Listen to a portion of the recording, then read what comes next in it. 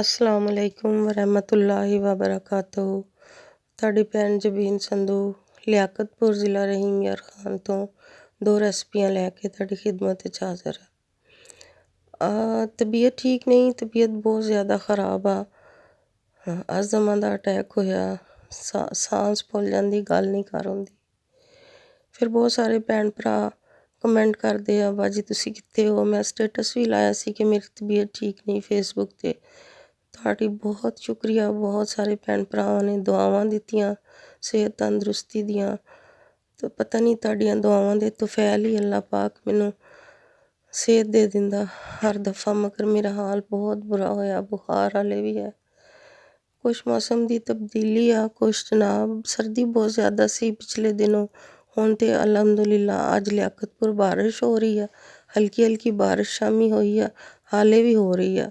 ਇਹ ਬਾਰਿਸ਼ ਜਿਹੜੀ ਮੇਰੇ ਰੱਬ ਦੀ ਰਹਿਮਤ ਆ। ਬਾਰਿਸ਼ ਹੋਏਗੀ ਤਾਂ ਬਿਮਾਰੀਆਂ ਵੀ ਦੂਰ ਹੋ ਜਾਣਗੀਆਂ ਇਨਸ਼ਾ ਅੱਲਾ। ਅੱਛਾ ਜੀ, ਅੱਜ ਗੱਲ ਕਰਦੇ। ਮੈਂ ਨਾ ਆਪਣੀ ਜ਼ਿੰਦਗੀ 'ਚ ਨਾ ਬਹੁਤ ਘੱਟ ਟੀਵੀ ਡਰਾਮੇ ਦੇਖਦੀ ਹਾਂ। ਟੀਵੀ ਡਰਾਮੇ ਮੈਂ ਦੇਖਦੀ ਸੀ ਪਹਿਲੇ, ਕਿਸੇ ਦੌਰ 'ਚ ਦੇਖਦੀ ਵੀ ਸੀ। ਉਦੋਂ ਡਰਾਮੇ, ਪਾਕਿਸਤਾਨੀ ਡਰਾਮੇ ਬਹੁਤ ਅੱਛੇ ਹੁੰਦੇ ਸੀ, ਜਿਸ ਤਰ੍ਹਾਂ ਸ਼ਮਾ ਹੋ ਗਿਆ, ਜਾਂਗਲੂਸ ਹੋ ਗਿਆ। ਫਿਰ ਉਸ ਤੋਂ ਇਲਾਵਾ ਹੋਰ ਬੜੇ ਅੱਛੇ ਵਾਰਸ ਇੱਕ ਡਰਾਮਾ ਆਉਂਦਾ ਹੁੰਦਾ ਸੀ। ਵਾਰਸ ਉਹ ਡਰਾਮਾ ਸੀ ਕਿ ਗਲੀਆਂ ਖਾਲੀ ਹੋ ਜਾਂਦੀਆਂ ਹੁੰਦੀਆਂ ਸੀ। 8 ਵਜੇ ਲੱਗਦਾ ਸੀ ਔਰ ਪ੍ਰਾਈਮ ਟਾਈਮ 'ਚ। ਅਤੇ ਕਿਸੇ ਕਿਸੇ ਘਰਾਂ 'ਚ ਟੀਵੀ ਹੁੰਦੇ ਸੀ, ਇੰਨੇ ਟੀਵੀ ਵੀ ਨਹੀਂ ਹੁੰਦੇ ਸੀ।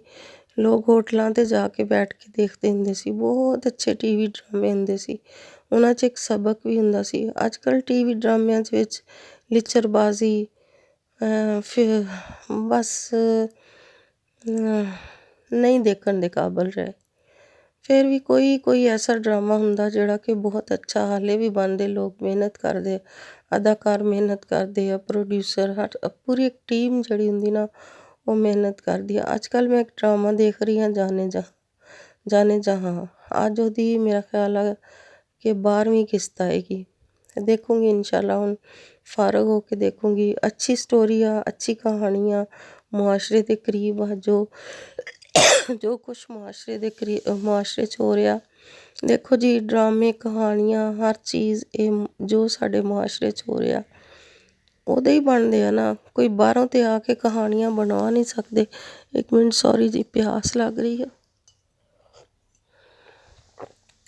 ਅਸਲ 'ਚ ਥੋੜ੍ਹਾ ਜਿਹਾ ਬੋਲਦੀ ਆ ਨਾ ਅਤੇ ਮੂੰਹ ਖੁਸ਼ਕ ਹੋ ਜਾਂਦਾ। ਦਵਾਈਆਂ ਬਹੁਤ ਜ਼ਿਆਦਾ ਲੈ ਰਹੀਆਂ, ਐਂਟੀਬਾਇਓਟਿਕਸ ਹਾਈ, ਉਹਦੀ ਵਜ੍ਹਾ ਤੋਂ ਸ਼ਾਇਦ ਇਸ ਤਰ੍ਹਾਂ। ਅੱਛਾ, ਬਹਿਰਹਾਲ ਗੱਲ ਕਰ ਰਹੇ ਸੀ ਡਰਾਮਿਆਂ ਦੀ। ਡਰਾਮੇ ਜਿਹੜੇ ਅੱਜ ਕੱਲ੍ਹ ਆ ਨਾ, ਉਹ ਕਹਾਣੀਆਂ ਜਿਹੜੀਆਂ ਸਾਡੇ ਮੁਆਸ਼ਰੇ ਦਾ ਜੋ ਰਹਿਣ ਸਹਿਣ ਆ ਉੱਥੋਂ ਹੀ ਬਣਦੀਆਂ ਨਾ। ਅਤੇ ਮੁਆਸ਼ਰੇ ਦਾ ਇੱਕ ਸਾਡਾ ਲਾਈਫ ਸਟਾਈਲ ਹੀ ਚੇਂਜ ਹੋ ਗਿਆ। ਸਾਡੇ ਵੱਡਿਆਂ ਦਾ ਕੀ ਲਾਈਫ ਸਟਾਈਲ ਸੀ ਉਹ ਤਾਂ ਅਸੀਂ ਭੁੱਲ ਹੀ ਗਏ ਹਾਂ। ਅਸੀਂ ਹੁਣ ਕਿਹੜੀ ਜ਼ਿੰਦਗੀ ਗੁਜ਼ਾਰ ਰਹੇ ਹਾਂ।